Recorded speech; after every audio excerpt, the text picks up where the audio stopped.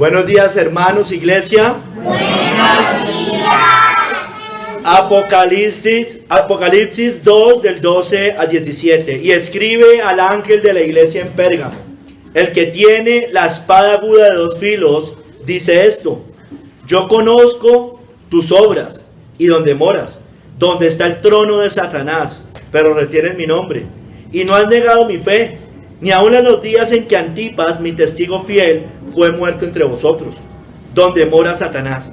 Pero tengo unas pocas cosas contra ti, que tienes ahí a los que retienen a la doctrina de Balaam, que enseñaba a Balac a poner tropiezo ante los hijos de Israel, a comer de cosas sacrificadas a los ídolos y a cometer fornicación.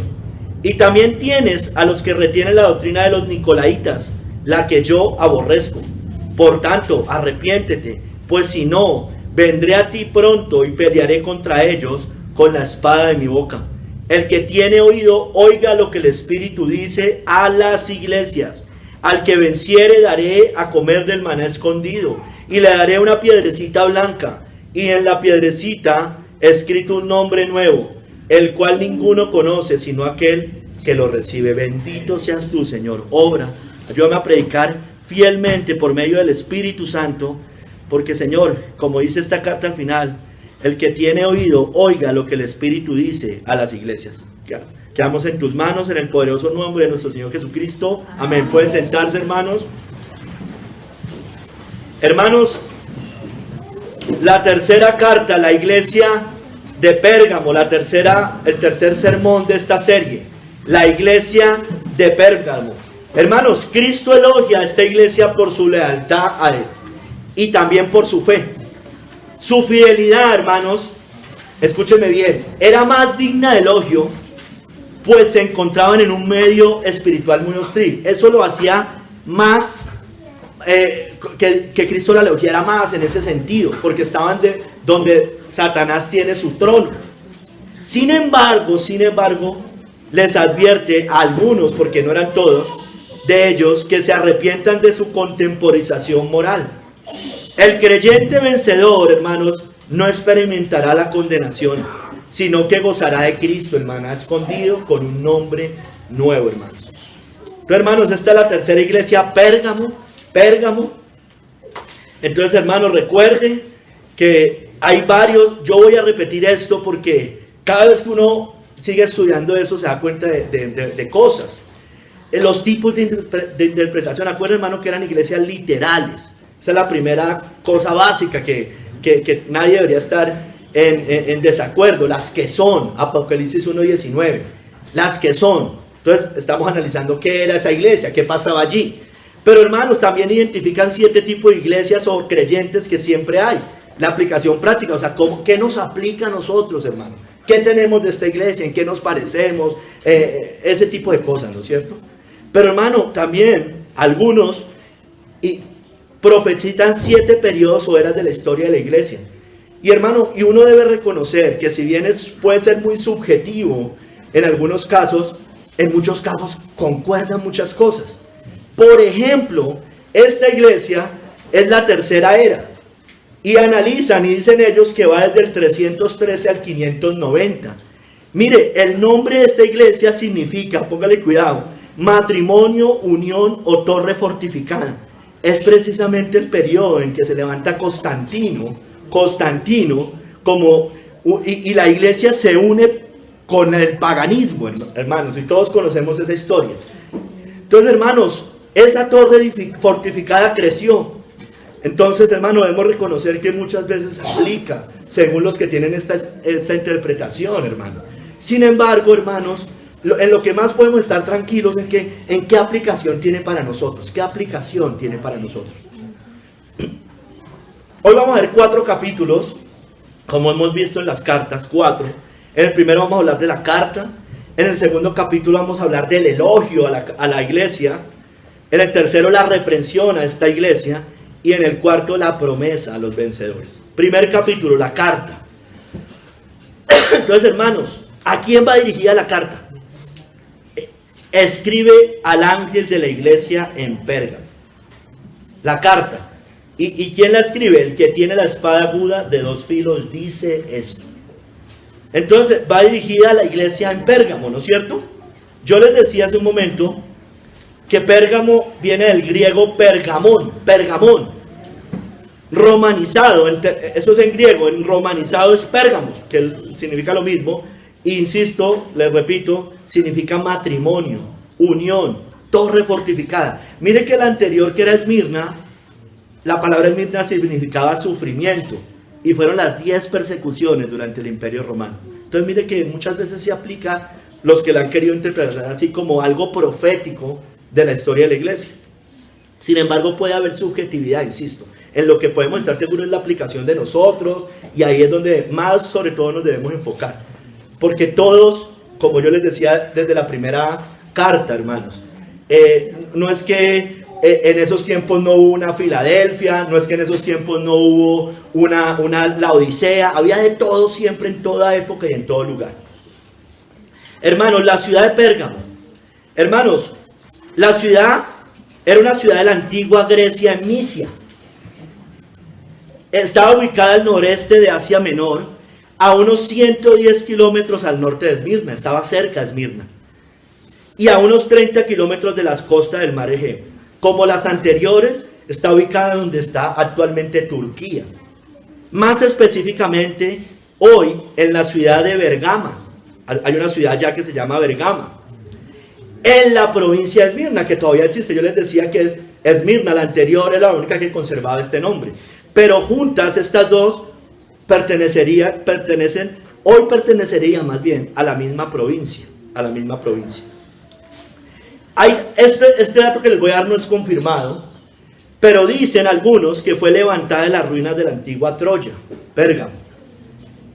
Conocida Pérgamo como la Troya Nueva. Y así fue llamado Londres antiguamente. Londres fue llamado antiguamente la antigua Troya. Bueno, no es confirmado este dato. Lo que sí es confirmado era que estaba ubicada en una colina, Pérgamo, a unos 300 metros de altura, lo que le permitía tener un dominio alrededor de los que estaban pues a su lado. La ciudad estaba compuesta por 3 niveles jerárquicos, la ciudad. El primero era el gobierno, los que gobernaban. En el segundo estaba la parte religiosa, los templos y el gimnasio, era caracterizada por los gimnasios, la ciudad de Pérgamo. Y tercero, la parte urbana, es decir, el pueblo en general. Su nombre, Pérgamo, yo ya les había dicho que significa matrimonio, unión o torre fortificada. Sin embargo, el nombre viene de la palabra pergamino, yo les decía el jueves, ¿no es cierto? Hubo un embargo de los papiros egipcios. Ellos utilizaban el papiro. El papiro viene de una hierba palustre, que es la misma caléndula acuática. Eso era el papiro egipcio, ¿no es cierto? Tuvieron un embargo de ese producto que ellos tenían y utilizaban. Entonces les tocó sustituirlo por el pergamino, que es de pieles de animales, especialmente de corderos. Entonces lo sustituyeron, y por eso el nombre Pérgamo, porque viene la palabra pergamino. Ellos tenían una gran biblioteca, hermanos. Aproximadamente unos 200.000 rollos o libros estaban en esa biblioteca.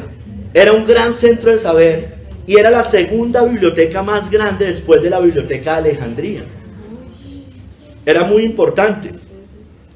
Pero hermanos, sobre todo también era un centro religioso. Habían una cantidad de templos a ídolos, a Zeus Soter, se conoce Soter.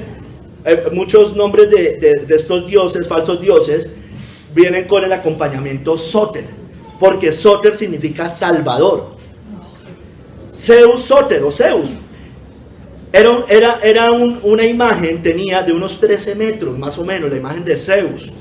Era el más espléndido de todos. También estaba Atenea, la diosa romana, la diosa de Roma, que era la diosa de la sabiduría. También estaba el dios Dionisio, que era el dios del vino y del éxtasis. Y también estaba Asclepio Soter, en griego, que es el mismo Esculapio de los romanos, dios de la medicina, con su símbolo de serpiente. Después, hermanos, que los romanos conquistaron Pérgamo aproximadamente en el 88 antes de Cristo, ellos empezaron a construir muchos templos dedicados pues a estos dioses, pero también a los emperadores romanos, a Augusto, templos dedicados a Roma puntualmente, a Trajano, a Severo, que eran emperadores romanos, convirtiéndose en un centro de culto al emperador, rivalizando con Esmirna y Éfeso, cuál era la más idólatra, o más bien, cuál era la que más rendía culto al emperador. Era el primer centro administrativo romano en la provincia de Asia. El procónsul de Roma residía allí, en esos tiempos.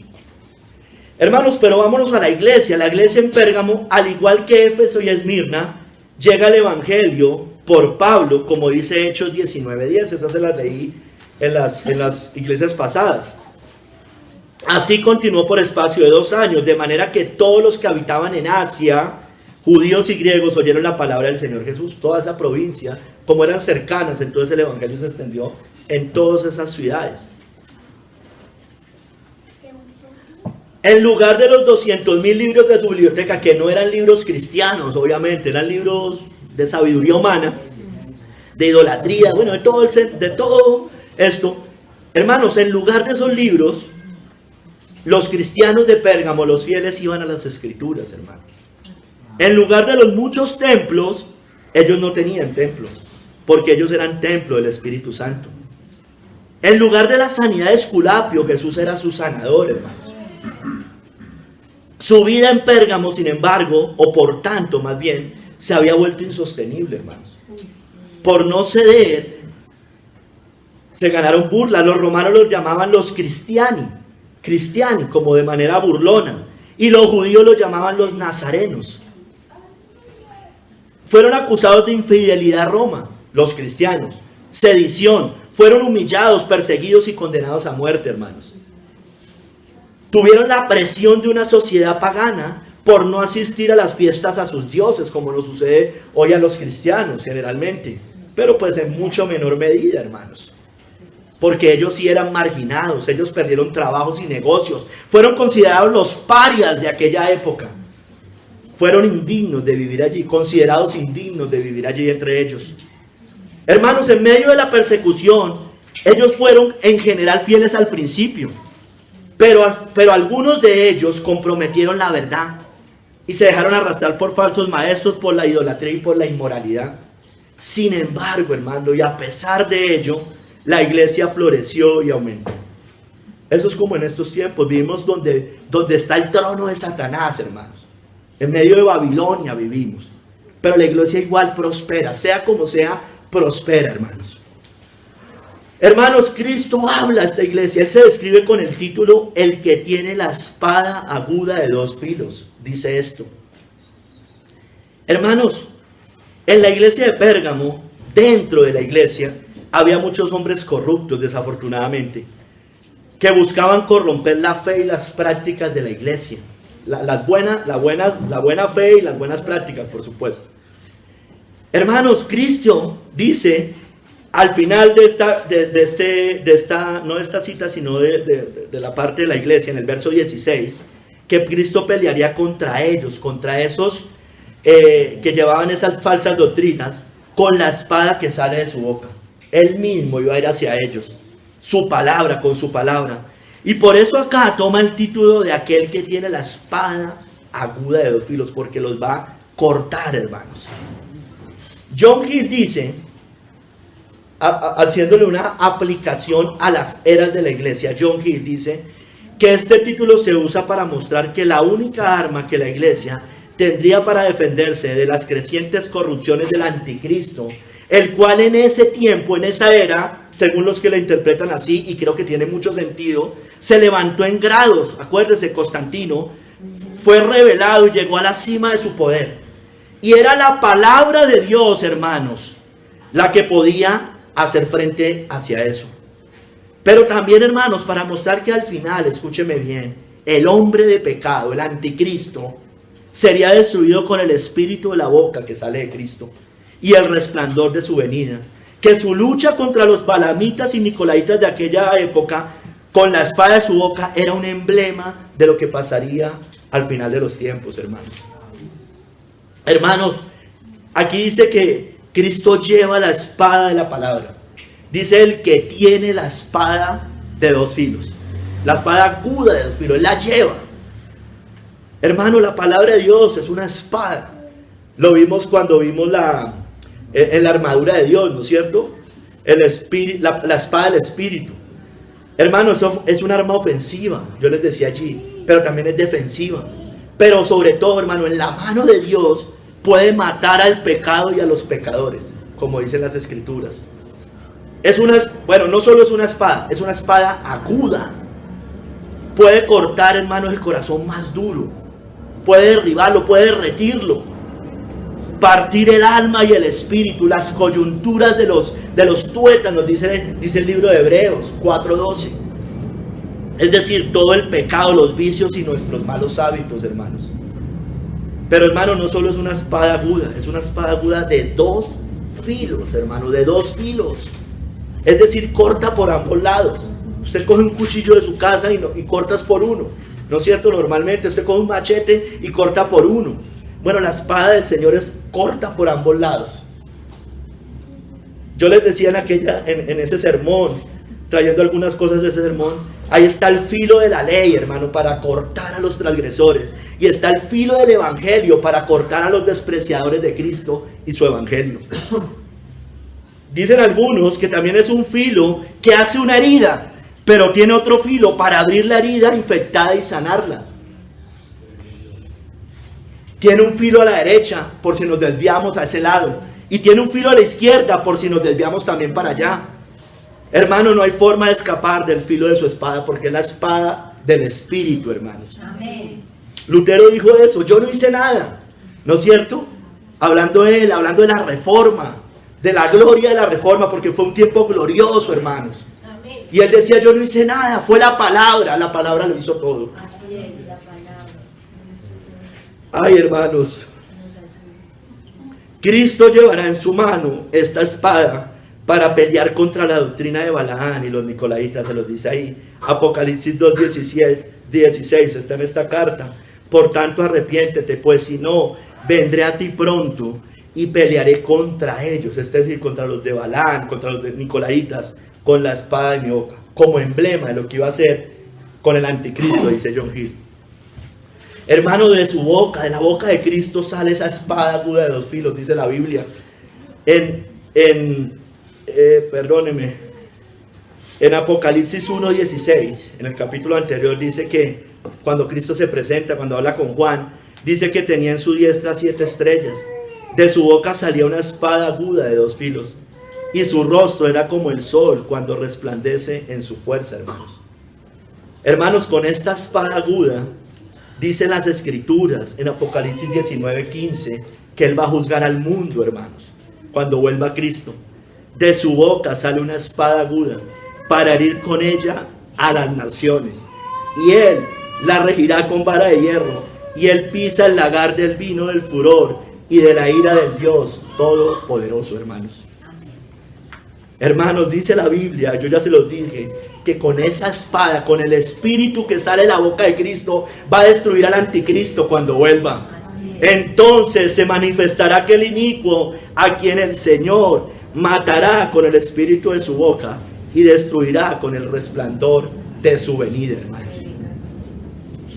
Hermanos, con esa misma espada es que corta nuestros pecados. Con esa misma espada nos derriba. Hebreos 4:12 yo ya se los había referenciado, pero se los leo completo. Porque la palabra de Dios es viva y eficaz y más cortante que toda espada de dos filos, y penetra hasta partir el alma y el espíritu. Penetra, hermano, una espada con doble filo que penetre por dentro, que corte por lado y lado, hermanos, las coyunturas y los tuétanos, y discierne los pensamientos y las intenciones del corazón, hermanos. Hermanos, vámonos al segundo capítulo, el elogio a esta iglesia.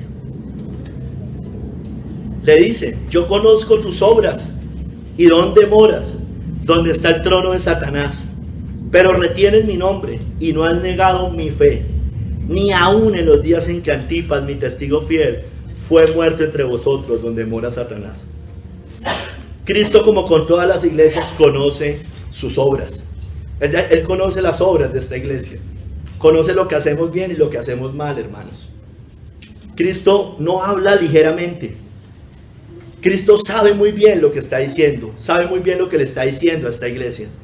Por eso, hermano, ellos debían meditar en todo lo que les está diciendo, como todas las iglesias deberían hacer. En este caso las 7, pero como todos nosotros debemos hacer cada vez que nos sometemos a las escrituras. Él conocía las pruebas y dificultades que esta iglesia tenía. Él las conocía. Hermano, Él conoce las circunstancias en las cuales se encontraba esa iglesia. Hermano, Él conoce nuestras circunstancias. Conoce en medio de quién vivimos, con quiénes nos movemos, en medio de quién estamos. Cristo elogia a esta iglesia en este sentido. ¿Por qué? Bueno, primero sabe dónde mora. La elogia porque sabía dónde estaba y aún así habían sido fieles. Eso le dio más brillo a las obras que esta iglesia tenía. Más brillo le dio. Es más fácil ser fiel en circunstancias más ligeras. Fueron las circunstancias donde estaba lo que más elogió Cristo, porque estaba donde está el trono de Satanás, donde Satanás tenía su corte, su sede. Hermanos, sabemos que Satanás opera en todo el mundo, porque el mundo entero está bajo el maligno, ¿no es cierto? Sin embargo, tiene lugares concretos donde la maldad, el error y la crueldad prevalece, como por ejemplo hoy en el Vaticano, ¿no es cierto? Allá tiene el trono Satanás hoy. Hermanos, Pérgamo estaba llena de idolatría, la ciudad en general. Allí reinaba el diablo, reinaba Satanás, especialmente con Zeus, con Esculapio, los cuales muchos iban a recibir sanidades de Esculapio. Incluso el emperador Antonio era muy devoto de Esculapio, dicen los historiadores. Dicen también que el gobernador romano en Pérgamo era un enemigo violento de los cristianos, porque allí Satanás tenía su trono. Era la sede de la persecución, era la sede de Satanás, hermanos. Miren lo que dice John Gill. Roma y sus dominios eran la sede principal de la iglesia en este tiempo, porque ellos estaban en el Imperio Romano, ¿no es cierto? Y yo ya les había explicado que esa ciudad era, mejor dicho, la que más se le rendía al imperio. Bien puede, dice John Gill, bien puede llamarse el trono de Satanás, no solo porque había sido la sede de los emperadores romanos, la bestia de 10 cuernos y 7 cabezas, como dice Apocalipsis 13:2, sino porque era la sede del anticristo, porque el anticristo sale de ahí, el imperio romano revivido, cuya venida fue por obra de Satanás, dice Tesalonicenses, quien se exaltó a sí mismo por encima de todo lo que se llama Dios, segunda de Tesalonicenses 2, del 8 al 10, el cual se sentó en el templo de Dios, la iglesia, como Dios, haciéndose pasar por Dios, segunda de Tesalonicenses 2, 3, 4. Nadie más hace eso, hermano. Nadie más hace eso. Nadie se sienta como cabeza en la iglesia en esta tierra, haciéndose pasar con Dios, con los títulos que tiene el Papa. Santo Padre, cabeza de la iglesia, vicario de Cristo. Nadie más se atreve a hacer tales blasfemias. También manifiesta su enemistad y malicia contra los santos, esa bestia, y con sutileza busca atraparlos y destruirlos. Hermano, era difícil vivir allí. Era peligroso y ellos debían tener gran cuidado con eso, hermanos. Hermanos, usted y yo vivimos hoy bajo la gran Babilonia, donde el papado se exalta sobre todo Dios, dice el libro de Daniel, es decir, sobre reyes, reinos y gobernantes, donde la idolatría y la superstición prevalecen, hermanos, donde el humanismo reina, donde se detiene con injusticia la verdad, hermanos, donde la palabra de Dios es rechazada, donde Cristo es blasfemado, donde el evangelio es hecho burla, hermanos, donde los cristianos son despreciados y perseguidos en muchos lugares. Hermanos, la Biblia dice en Apocalipsis 13:7, hermanos, que a la bestia se le permitió hacer guerra contra los santos y vencerlos. La Inquisición muestra eso. Los puritanos ingleses sufrieron eso. En Oriente hoy sufren eso. Y al final, dice las Escrituras, yo no sé si será literal, pero dice que se le dio autoridad 42 meses para atacar al pueblo de Dios. Hermanos, no obstante, hermanos, paralelamente hay gobernantes civiles. Igual debemos orar por ellos como la Escritura nos manda, para que podamos vivir quieta y reposadamente. Que hagan justicia civil, que castiguen al malhechor, que protejan al que haga lo bueno, que no promuevan abiertamente la inmoralidad como pasaba allá, que defiendan valores cristianos como la familia, la libertad y la propiedad. Y como yo siempre se los he dicho, se los voy a seguir diciendo, y ahorita hablábamos con los hermanos, evidentemente hay unos más peores o más mejores que otros. Pero hermanos, estamos de todos modos donde Satanás tiene su trono, hermanos. Esta iglesia era firme. Esta iglesia retenía el nombre de Cristo. Dice, retienes mi nombre. La elogia por su firmeza, hermano. Eran firmes en retener el nombre de Cristo en medio de todo esto. Es similar, retener el nombre es similar a no negar la fe, como dice más adelante. No has negado mi fe o has guardado mi fe. Retienes mi nombre, hermanos. Ellos no se avergonzaban de Cristo. Consideraban un honor invocar su nombre. Ellos no lo negaron.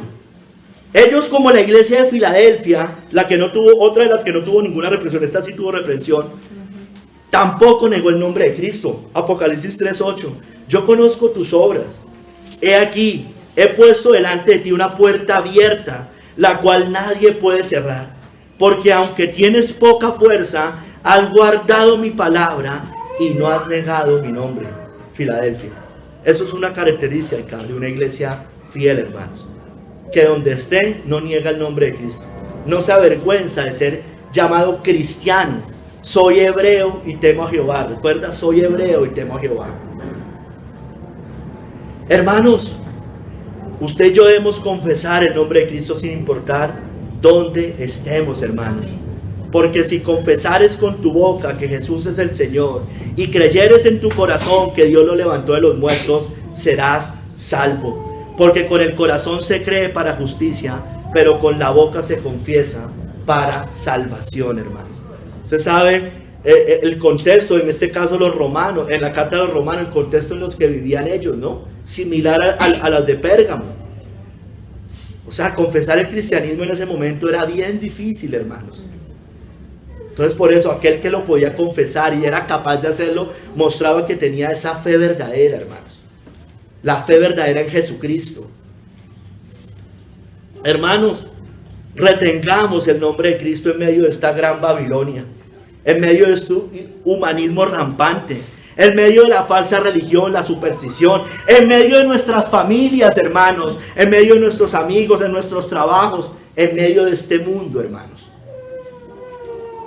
No podemos avergonzarnos del nombre de Cristo, hermanos. Marcos 8:38, porque el que se avergonzare de mí y de mis palabras en esta generación adúltera y pecadora, el Hijo del Hombre se avergonzará también de él, cuando venga en la gloria de su Padre con los santos ángeles. Tengamos cuidado, hermanos. Tengamos cuidado, porque un sello de un cristiano verdadero es que no se avergüenza del nombre de Cristo. Amén. No le importa, hermanos, no le importa. Yo sé que hay unos temores naturales que tenemos nosotros producto de la caída, producto del pecado remanente, pero de manera general no nos avergonzamos. Sacamos en alto la espada de la palabra, la cruz de Cristo, el evangelio de nuestro Señor. Mire, esa iglesia era fiel. Ellos no habían negado la fe. Dice, y no has negado mi fe, la fe en Él. Hermanos, esa iglesia, ellos no negaron las grandes doctrinas del evangelio, hermanos. Ellos no se apartaron de la fe cristiana. Ellos no apostataron de la fe. Se mantuvieron fieles, firmes en medio del trono de Satanás. Los que tienen fe genuina serán fieles al Señor, hermanos. Escúcheme bien. El que tiene la fe genuina va a ser fiel. Olvídese que yo tengo la fe y es infiel al Señor. Eso no es así, hermanos. Porque es la misma palabra, viene de la misma raíz. Fe de fidelidad, hermanos. Hermanos, Pablo guardó la fe hasta el fin.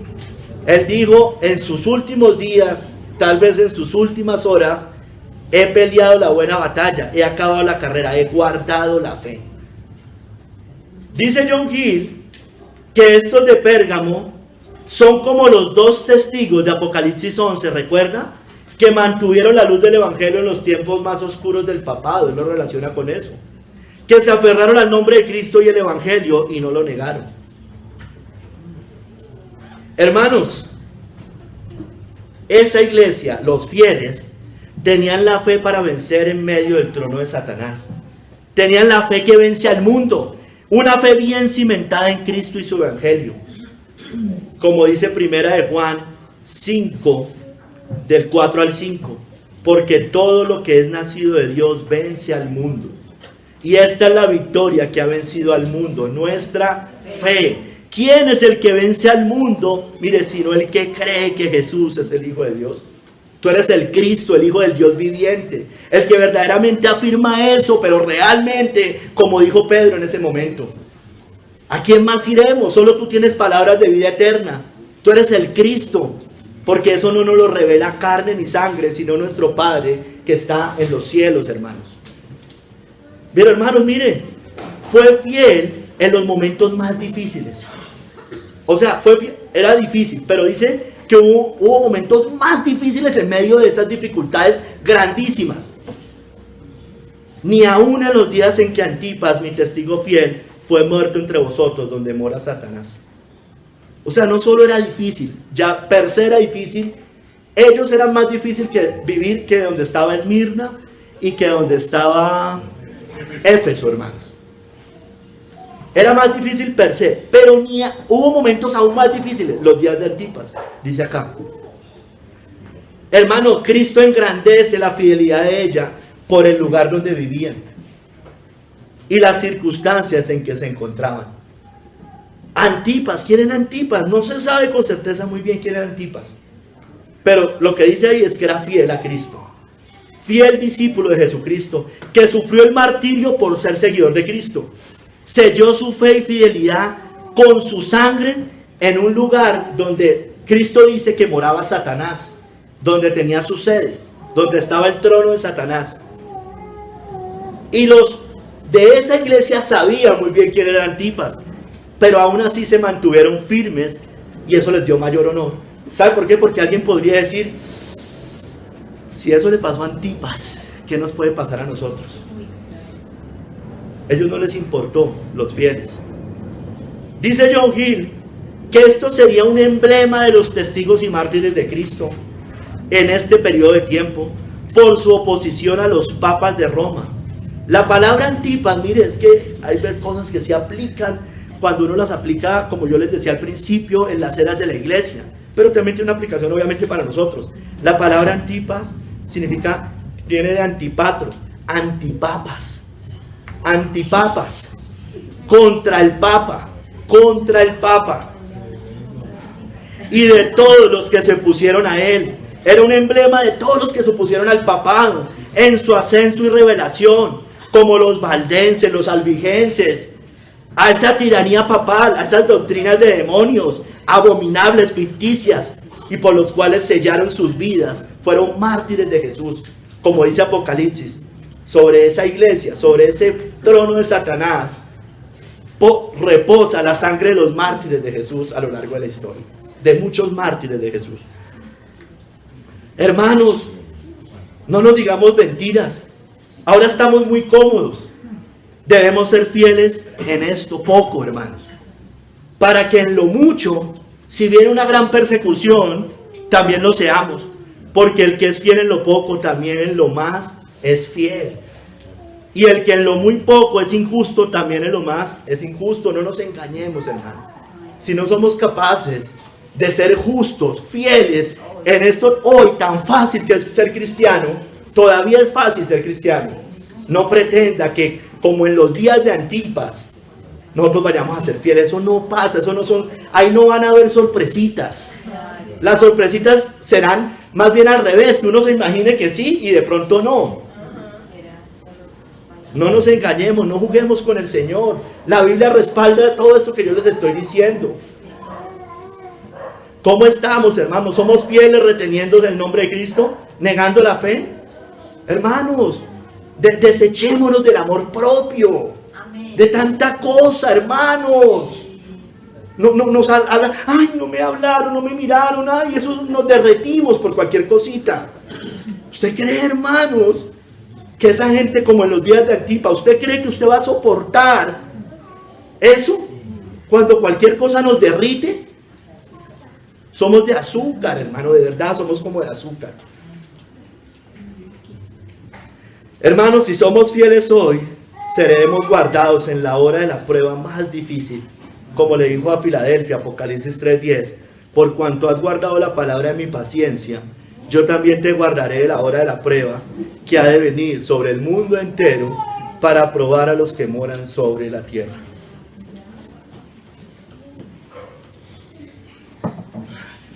Tercer capítulo, hermano, la reprensión. La reprensión.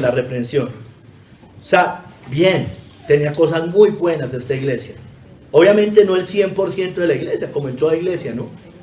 Habían unos, como los que les voy a decir acá, la reprensión. Tengo unas pocas cosas contra ti, pocas. Que tienes ahí a los que retienen la doctrina de Balaam, que enseñaba a Balac a poner tropiezo ante los hijos de Israel, a comer de cosas sacrificadas a los ídolos y a cometer fornicación. Y también tienes a los que retienen la doctrina de los nicolaitas, la que yo aborrezco. Por tanto, arrepiéntete, pues si no, vendré a ti pronto y pelearé contra ellos con la espada de mi boca. Entonces los reprende por sus faltas pecaminosas.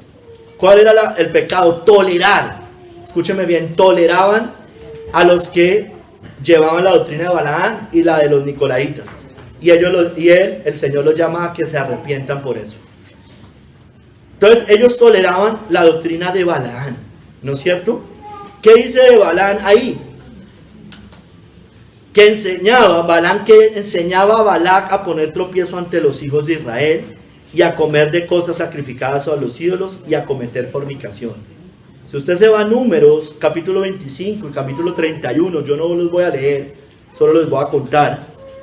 Muestra que Balaam aconsejó a Balac para que consiguiera algunas moabitas o mujeres moabitas, las más hermosas, bonitas, sensuales, para que engañaran a los israelitas y los llevaran a la inmundicia y así llevarlos después a la idolatría. Números 31, del 15 al 16. ¿Qué pasó después? Los israelitas fornicaron con las moabitas y comieron cosas sacrificadas a los ídolos y terminaron inclinándose a Baal peor. Números 25, del 1 al 3, hermanos. Hermanos, entonces, los de la doctrina de Balaam, que Cristo está hablando, tiene que ver con eso que pasó allá. Ellos enseñaban, esos de la doctrina de Balaam, que se podía comer cosas sacrificadas a los ídolos. Ellos también enseñaban que la fornicación no era pecaminosa. No pasa nada vivir en fornicación, no pasa nada. Ni la literal ni la espiritual. Ese culto impuro e idólatra indujo a la impureza y a la idolatría, como Balaam hizo con los israelitas, hermanos. Mire, hermanos, como dice el libro de Romanos, capítulo 1, 24 al 25, hermano, la fornicación espiritual y la carnal generalmente van juntas. La idolatría, hermano, lleva a la inmoralidad. Miren lo que dice el libro de Romanos. Por lo cual también Dios los entregó a la inmundicia en las concupiscencias de su corazón. Aquí está hablando de inmoralidad sexual. De modo que deshonraron entre sí sus propios cuerpos. Mire, ¿cuál fue la razón? Ya que cambiaron la verdad de Dios por la mentira, honrando y dando culto a las criaturas antes que al Creador, el cual es bendito por los siglos. Amén. Miren lo que es el Vaticano, hermanos. Una cueva de idolatría. Bueno, también es una cueva de inmoralidad. Hermanos, miremos la idolatría de hoy en esta gran Babilonia. Es una Babilonia grande porque está llena de idolatría. Está el catolicismo romano, está la nueva era, las religiones paganas de Oriente, la superstición por todo lado, hermanos. ¿Y cómo es el mundo de hoy? El fruto de eso. Se normaliza cada vez más la perversión sexual, la fornicación, el adulterio, La comunidad LGBT tiene los lobbies más grandes en todo el mundo. La ideología de género, la pederastia y las violaciones por todo lado, hermanos. Y hermanos, y también una iglesia amiga del mundo, porque eso también es comer de lo sacrificado a los ídolos. Comete adulterio y fornicación espiritual. Hermanos, la iglesia de Cristo no puede tener comunión con los que tengan esos principios y prácticas corruptas. Esas prácticas idólatras desagradan a Dios. Eso atrae culpa y mancha a la iglesia de Cristo. Porque qué comunión, qué compañerismo tiene la justicia con la injusticia, y qué comunión la luz con las tinieblas, y qué concordia Cristo con Belial, o qué parte del creyente con el incrédulo, y qué acuerdo hay entre el templo de Dios y los ídolos, porque vosotros sois templo del Dios viviente, hermanos. Hermano, usted y yo, nunca, hermano, o a menos de que la Biblia esté equivocada, podemos tener una relación con la iglesia de Roma, hermanos. No hay acuerdo entre el templo de Dios y los ídolos, hermanos. No hay acuerdo. Así ellos digan que siguen a Cristo, que son la cristiandad, así nos digan lo que sea, hermanos. No hay acuerdo entre el templo de Dios y los ídolos. No hay. Por eso yo no me alarmo. Por eso nos debemos alarmar, es por la iglesia que haga esto. Hermanos, el sincretismo religioso, también la amistad con el mundo, el adulterio, la fornicación espiritual. Mira, hermano, yo sí creo, escúcheme bien, que la iglesia sí debe ser una, como dijo Cristo en Juan 17, porque Cristo lo dijo, no lo estoy diciendo yo. Y creo, hermanos, también que esa oración se va a cumplir, pero no con el papado, hermanos, no en cabeza de él. Mire, dentro del cristianismo hay posturas pesimistas y hay posturas optimistas. Yo creo que yo tengo las dos, hermanos. Yo tengo las dos, porque lo veo en la Biblia. Yo tengo las dos. Hermano, la iglesia sí debe ser una. Sí debe ser una y va a ser una en algún momento. No sé cómo, hermanos, pero no con el papado, no con la agenda papal. No puede ser así, hermanos, porque no, ¿qué comunión hay entre el templo de Dios y los ídolos? Ninguna. Se tiene que destruir el papado. El sello de la justificación por la fe. Gálatas, libro de Gálatas. El sello es la santidad, como dice Judas y como dicen muchas partes. Hermanos, yo creo que los cristianos, los verdaderos, los protestantes, sí debemos dejar de lado algunas diferencias de forma, hermanos. Y no que yo me someta a ellos y ellos se sometan a mí, sino sí dejarlas de lado, por favor. Estoy hablando entre protestantes verdaderos, para poder luchar contra estas cosas que tal vez se vienen, hermanos. Yo sí creo que eso debe pasar, hermano. Y creo, estoy seguro, hermano. La escritura me lo respalda, porque una casa dividida contra sí mismo no va a prosperar, hermanos. No va a prosperar.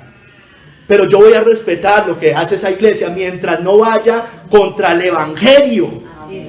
Ni hagan lo que dice Judas, que convierten en libertinaje la gracia de Dios. Ahí podemos darnos la mano. Estoy seguro que sí, hermanos. Tal vez Dios, acuérdense, antes que venga Cristo deben suceder dos cosas, hermanos. No sé si van a suceder en un día o van a suceder progresivamente. Pero debe haber una conversión masiva de judíos y debe caer la gran Babilonia, la gran ramera. No sé si será en un día o será progresivamente, para que también en medio de ese tiempo, en medio de ese trono de Satanás, se levante una iglesia verdadera y fiel, hermanos, como en los días de Antipas. Hermanos, pero usted y yo no debemos ser partícipes de esos pecados. Que Dios nos libre de esas seducciones. Debemos apartarnos de ellos, debemos salir. Y oí otra voz del cielo que decía: salid de ella, pueblo mío, para que no seáis partícipes de sus pecados, ni recibáis parte de sus plagas, porque sus pecados han llegado hasta el cielo, y Dios se ha acordado de sus maldades. Hermanos, si estamos allá metidos, vamos a recibir parte de esas plagas. Las vamos a recibir. Dios nos libre. Salid de ella, pueblo mío. Salid de todo eso.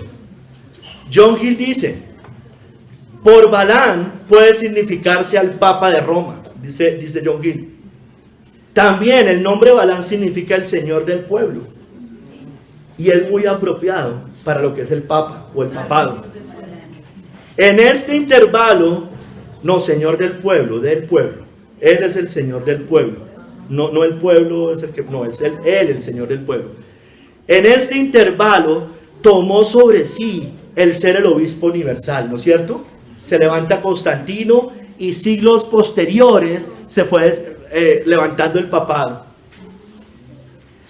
Este se enseñoreó de la iglesia y del estado, de los reinos, de los reyes, de manera altiva y tiránica.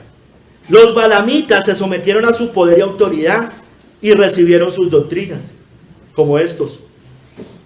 Y por Balac, dice él, Balac, no Balaam, se pueden referenciar, se pueden hacer similitud con lo que era el rey de Moab, se puede significar los poderes seculares, los emperadores, reyes y príncipes de la tierra que recibieron el consejo de los papas de Roma para atraer a sus súbditos a la idolatría, a la fornicación espiritual en esos tiempos, a comer el pan de la hostia que era sacrificado también a los ídolos, para adorar imágenes, a los santos, a los muertos.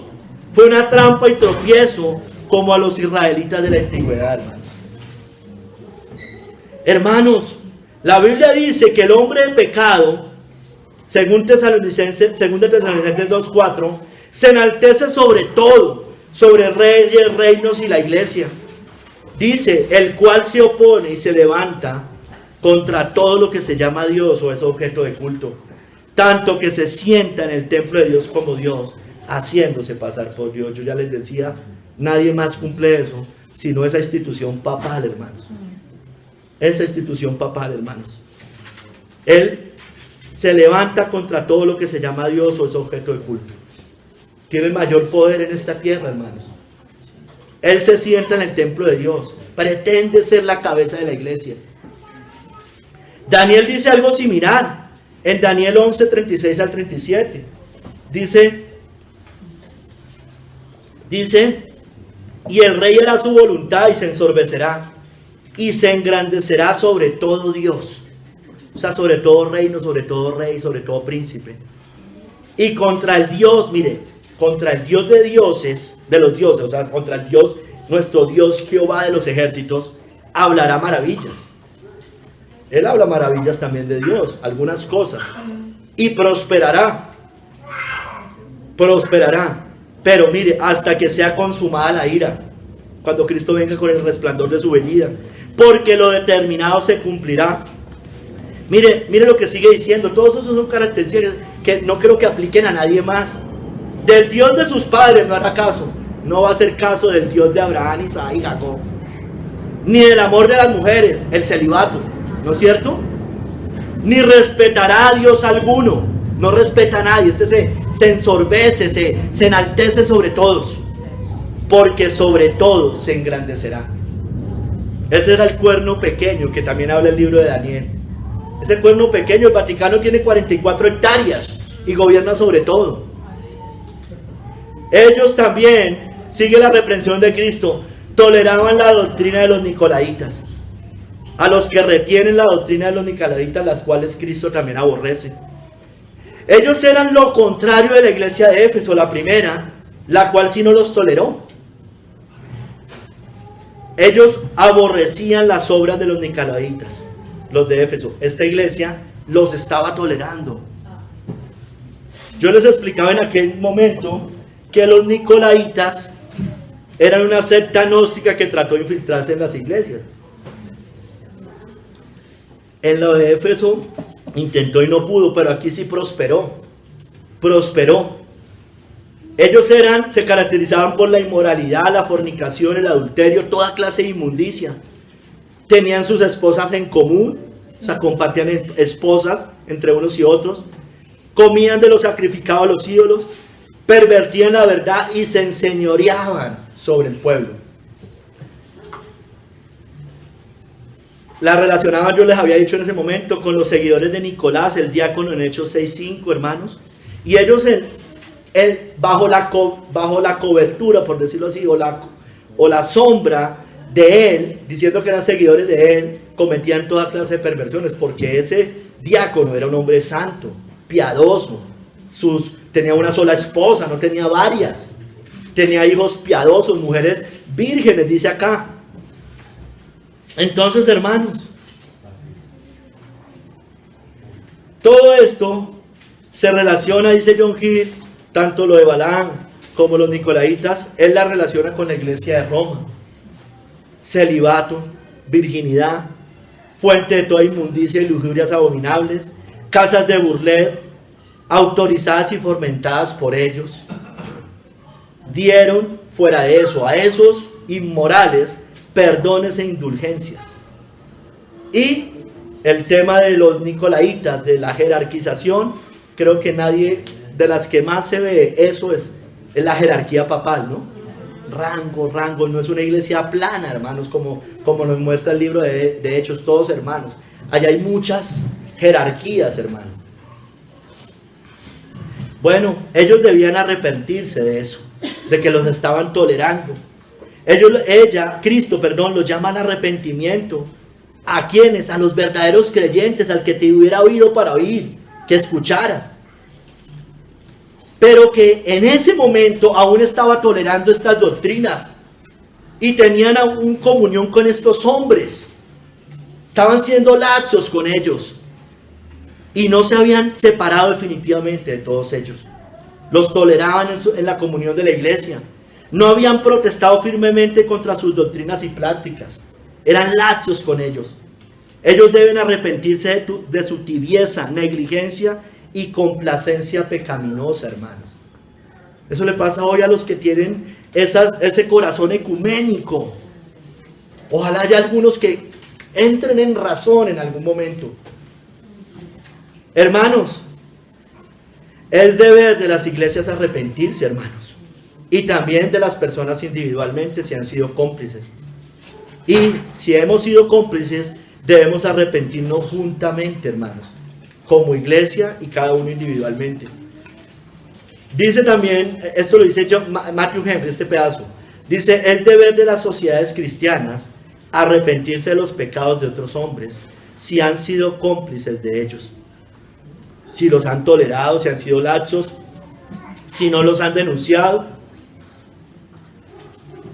Hermanos, entonces esa iglesia debía arrepentirse, porque miren, si no, dice el Señor, vendré a ti pronto y pelearé contra ellos con la espada de mi boca. Miren que aquí hay dos cosas: viene a ellos pronto, pero dice que va a pelear contra los balamitas y los nicolaitas. No va a pelear contra el pueblo de Dios. O sea, él va a venir a la iglesia providencialmente, sí los va a reprender y sí los va a castigar por su negligencia e indiferencia, claro que sí. Pero él no va a pelear contra ellos, sino por ellos, hermanos. Dice: y pelearé contra ellos, contra los balamitas y nicolaitas, por su idolatría e inmundicia. Hermanos, Cristo va a pelear por nosotros. Debemos hacer obviamente nuestra parte, pero Él es el que va a pelear. Él es el que destruye al anticristo. Él es el que destruye la gran Babilonia. Él es el que lo va a hacer, hermanos, al final. Nosotros vamos paso a paso, hermanos. Vamos paso a paso. Lo que vaya saliendo lo vamos denunciando. Tranquilos, hermanos, porque si no nos vamos a volver de pronto locos y nos vamos a angustiar. Tranquilos, hermanos. Tranquilos.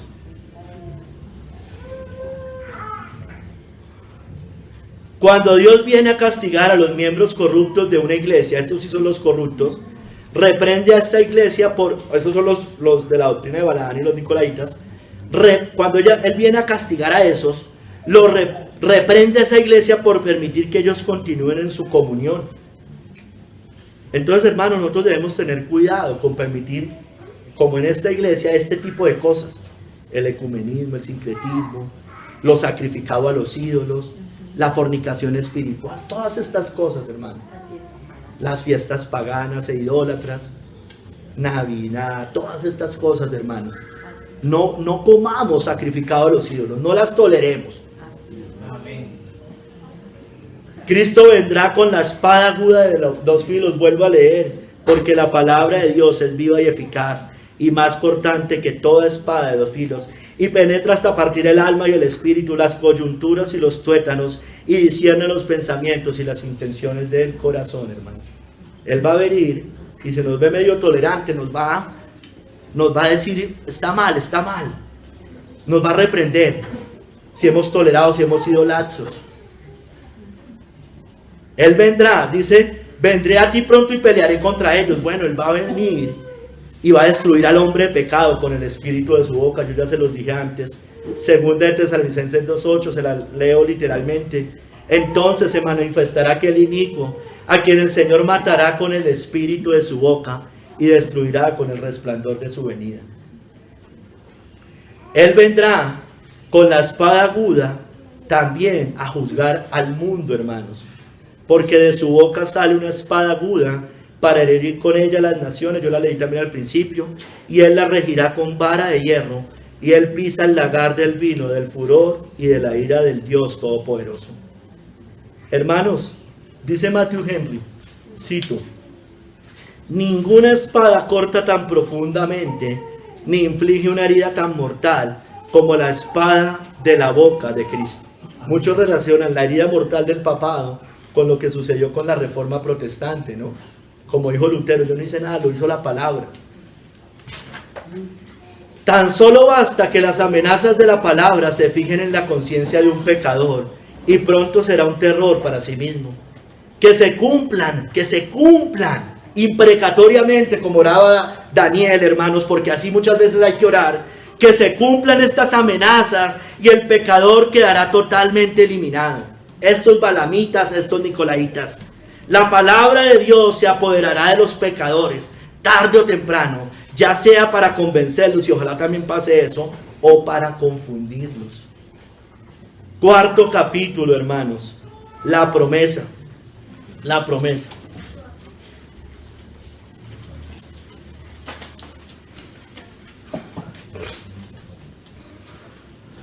El que tiene oído, oiga lo que el Espíritu dice a las iglesias. Al que venciere daré a comer del maná escondido, y le daré una piedrecita blanca, y en la piedrecita escrito un nombre nuevo, el cual ninguno conoce, sino aquel que lo recibe. El cual ninguno conoce, sino aquel que lo recibe. Hermanos, aquí está la conclusión de la epístola, la conclusión. Y aquí está la promesa para aquellos que sean vencedores, ¿no es cierto? Que comerán del maná escondido, tendrán un nombre nuevo y una piedrecita blanca, dice que nadie conoce, sino aquel que la recibe sobre ese nombre, o ese nombre sobre la piedrecita, más bien. Entonces, hermanos, el llamado, el que tiene oído, oiga lo que el Espíritu dice a las iglesias. Como le dice a todas les dice lo mismo al final. El que tiene oído, oiga lo que el Espíritu dice a las iglesias. Hermano, el que tiene oído, oiga lo que el Espíritu dice a las iglesias, lo que está diciendo a esta iglesia hoy. Ellos deben escuchar, los de Pérgamo, deben escuchar lo que Cristo les está diciendo. Como la elogia, para que lo sigan haciendo bien, pero también como la reprende, exhorta y advierte, y recompensa su fidelidad. Entonces, hermanos, esto es para todos, esto es palabra de Dios, porque el Espíritu es el que habla. El Espíritu es el que habla. Viene de parte de Dios. Y lo que le dice a ella también nos concierne a nosotros. Porque lo que se le dice a una iglesia, como yo les decía, siempre se los he dicho en esta serie, concierne a todas las iglesias en todo lugar y en toda época. Porque debemos estar atentos. Debemos atender ese llamado del Señor, hermanos. Porque de lo contrario hay consecuencias terribles y eternas, hermanos. Hermanos, ¿qué toleramos de esta iglesia? ¿Qué tenemos de esta iglesia? ¿En qué nos parecemos? Bueno, miremos si somos tolerantes con este tipo de doctrinas, con la fornicación espiritual, si somos laxos con la idolatría, con el catolicismo romano, con el papado, con el ecumenismo, con la amistad con el mundo, o si realmente somos fieles al Señor. Ellos deben vencer, dice al que venciere, como a todas también lo dice. ¿A quién deben vencer? Bueno, a los balamitas y a los nicolaitas. Debe vencer. Porque los que no no deben someterse a sus doctrinas y prácticas, como nosotros tampoco debemos someternos a esas doctrinas y prácticas similares. Hermanos, no importa la persecución y problemas que vayamos a enfrentar por ello. No debemos temer a eso, hermanos. Sé fiel hasta la muerte, como les dijo a la otra iglesia, a la de Esmirna, y yo te daré la corona de la vida. Hay una gran promesa de gracia para el cristiano vencedor, hermanos. Mire, comer del maná escondido. Eso está hablando, alude al maná de lo que los israelitas comieron en el desierto, eso es obvio. Y ese maná, todos sabemos, dice Juan 6, que es una tipología de Cristo, ¿no? Cristo, el pan del cielo, el pan que descendió del cielo. Cristo es el maná escondido, hermano. Cristo es ese maná escondido.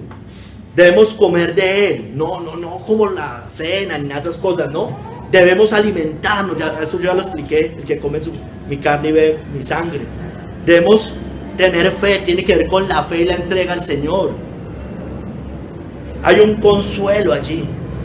Cuando nos alimentamos, los israelitas cuando comían el maná, pues los alimentaba, claro, después se aburrieron del maná, como le pasa a muchos cristianos que se aburren de Cristo, o falsos cristianos.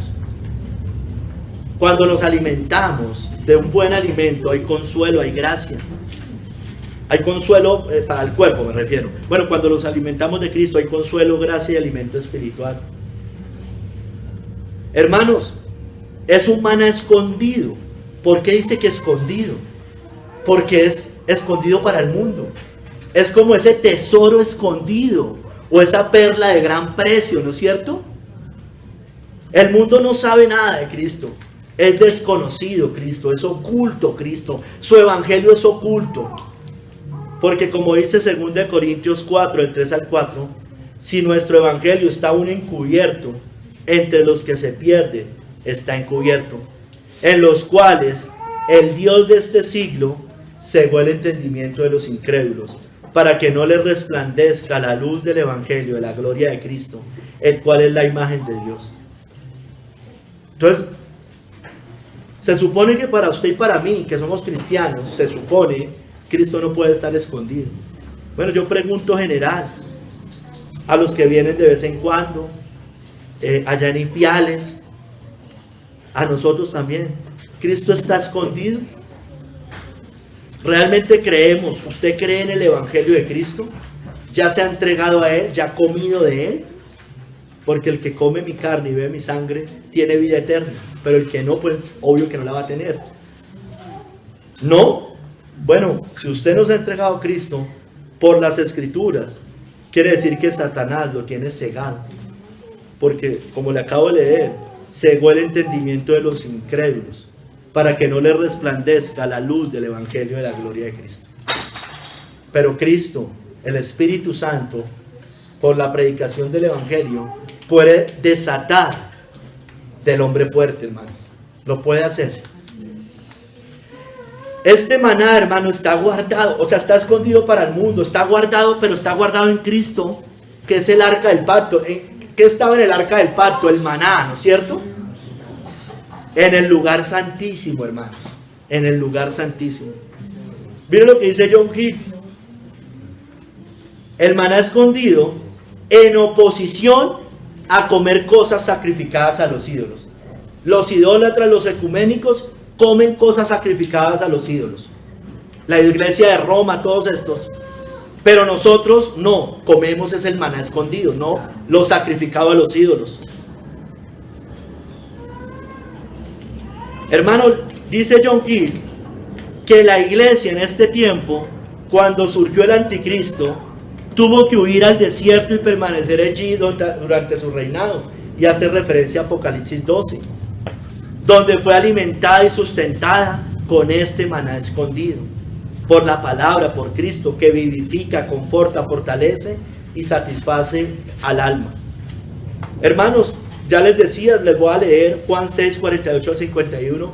Cristo es el maná escondido, que da consuelo y vida a su iglesia, el que descendió del cielo, porque de tal manera amó Dios al mundo, que envió a su Hijo unigénito, para que todo aquel que en él cree no se pierda, mas tenga vida eterna. Cristo dice: yo soy el pan de vida. Vuestros padres comieron el maná en el desierto y murieron.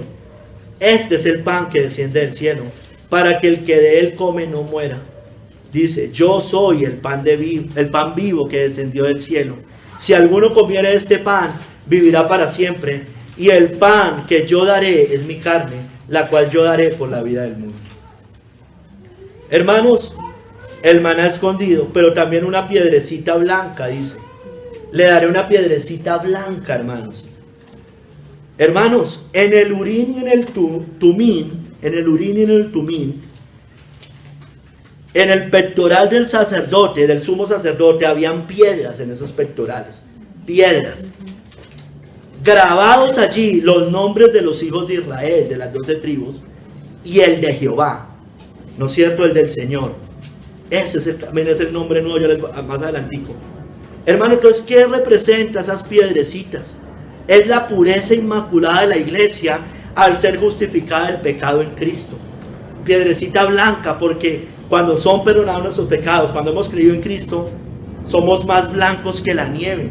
Nos limpia con su sangre, hermanos. Se refiere entonces a la absolución de la culpa del pecado. Mire, había una antigua costumbre de dar en el juicio una piedrecita blanca a los absueltos en un juicio y una piedrecita negra a los condenados. Entonces eso quiere decir con la absolución somos libres. Si alguno está, o sea, si elijo libertad, seréis verdaderamente libres. Somos perdonados, borrados nuestros pecados. Somos, como dicen las escrituras en 1 de Pedro 2 del 4 al 5, piedras vivas, hermanos, santas, pero cimentados sobre la roca principal que es Cristo. Acercándoos a él, piedra viva, desechada ciertamente por los hombres, mas para Dios escogida y preciosa. Vosotros también, como piedras vivas, sed edificados como casa espiritual y sacerdocio santo, para ofrecer sacrificios espirituales aceptables a Dios por medio de Jesucristo. Amigo, ¿ya fueron perdonados sus pecados? ¿Ya se entregó a Cristo el maná escondido?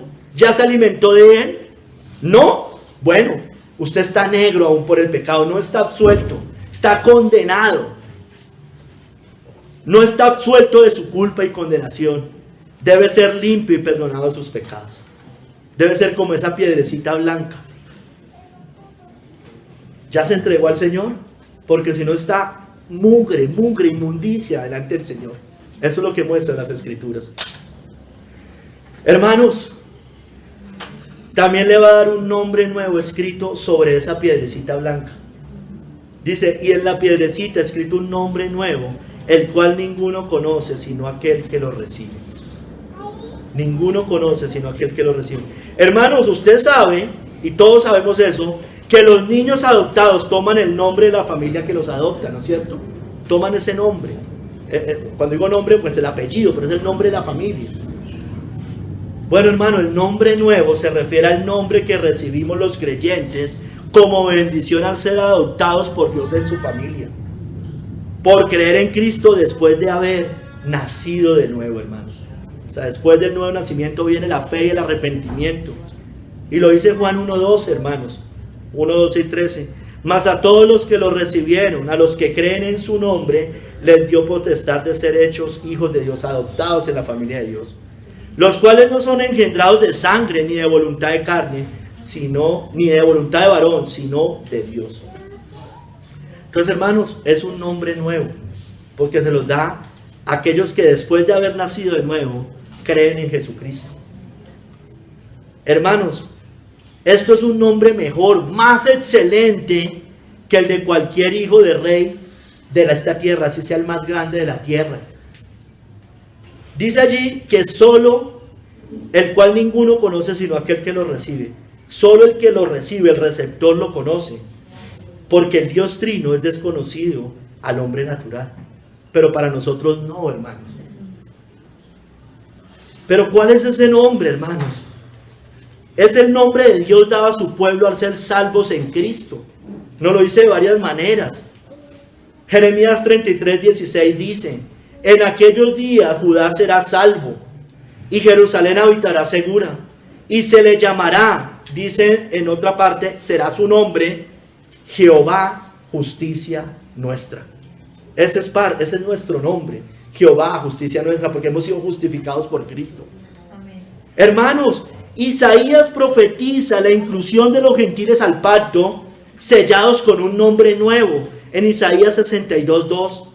Entonces verán las gentes tu justicia y todos los reyes tu gloria, y te será puesto un nombre nuevo que la boca de Jehová nombrará. Jehová, justicia nuestra. Hermanos, si usted es salvo, Jehová, justicia nuestra, porque ha sido justificado por Cristo, Emmanuel, Dios con nosotros, hermanos. Tenemos el sellados por el Espíritu Santo y el traje, las vestiduras de Cristo, hermanos. Hermanos, a los fieles, como dijo a los eunucos, este nombre será perpetuo para aquellos, hermanos, para los fieles. Es un nombre perpetuo, hermanos. Nunca será imborrable, hermanos, este nombre. Isaías 56, del 4 al 5, como le dice a los eunucos. Así dijo Jehová a los eunucos, que guarden mis días de reposo y escojan lo que yo quiero. Es decir, que sean obedientes al Señor y abracen mi pacto, el pacto en Cristo, el nuevo pacto. Yo les daré lugar en mi casa y dentro de mis muros. Serán adoptados en la casa de Dios. Y nombre, mire, nombre mejor que el de hijos e hijas. Nombre perpetuo les daré, que nunca perecerá, hermanos. Es un nombre imborrable, indeleble, hermanos. Imborrable, porque el que cree en el Hijo tiene la vida eterna, hermanos. Ya creyó en Jesucristo, ya se arrepintió de sus pecados, ya se entregó al Señor. Porque si no, no es una piedrecita blanca, es una piedra negra. No tiene un nombre nuevo, tiene el nombre antiguo, de esa naturaleza vieja como nosotros la teníamos antes. No tiene un nombre nuevo, no tiene una nueva familia. Está en la familia de los impíos, de los condenados, de Satanás, de las tinieblas. Debe entregarse a Jesucristo, debe arrepentirse, debe ser fiel al Señor. ¿Quién es su padre? ¿Dios o Satanás? ¿A qué familia pertenece? ¿A la del Señor o a la del diablo? ¿Tiene ya un nombre nuevo? ¿Ya cree en verdad en Jesucristo? Bueno, ya usted debe mirar, debe arrepentirse si no ha sido así. Hermanos, el Señor conoce nuestras circunstancias. ¿Dónde vivimos? Él sabe dónde estamos, en medio de esta gran Babilonia. Él sabe si hemos sido fieles acá, hermanos. Si no hemos negado su nombre ni la fe en medio de todo esto. Aún en momentos más difíciles, porque seguramente ha habido momentos más difíciles para uno u otro. Él sabe si hemos cometido fornicación, si hemos sido laxos con la idolatría, el engaño o la perversión. Porque si es así, debemos arrepentirnos, pues vendrá a nosotros y nos reprenderá y nos disciplinará. Y Él mismo peleará contra todos ellos y lo va a hacer y lo va a seguir haciendo, porque está poniendo a todos sus enemigos por estrado de sus pies. Lo va a hacer con la palabra que sale de su boca. Debemos vencer, hermanos, vencer. Oigamos lo que nos está diciendo el Espíritu, hermanos. Se nos ha prometido a Cristo el maná escondido, la limpieza del pecado y un nombre nuevo. El que tiene la espada de dos filos dice, esto no lo estoy diciendo yo. Que el Señor nos fortalezca, nos ayude, hermano. Amén. Bendito seas tú, Señor. Obra en nosotros, obra en nosotros. Ayúdanos, Señor, ayúdanos. Aún en momentos difíciles o más difíciles, o si vienen más difíciles, Señor. Como ellos, aún en los días de Antipas, Señor. Ayúdanos, por favor. Ayúdanos a ser fieles, Señor. A no negociar con la idolatría, con estas cosas, por favor, Señor, ayúdanos. No hay comunión entre la luz y las tinieblas. No hay concordia entre Cristo y Beliar. No hay concordia entre el templo de Dios y los ídolos. Ayúdanos, Señor. Ayúdanos a ser fieles. Anímanos en ti. Danos gozo, consuelo. Afírmanos más esta fe tan débil que tenemos muchas veces.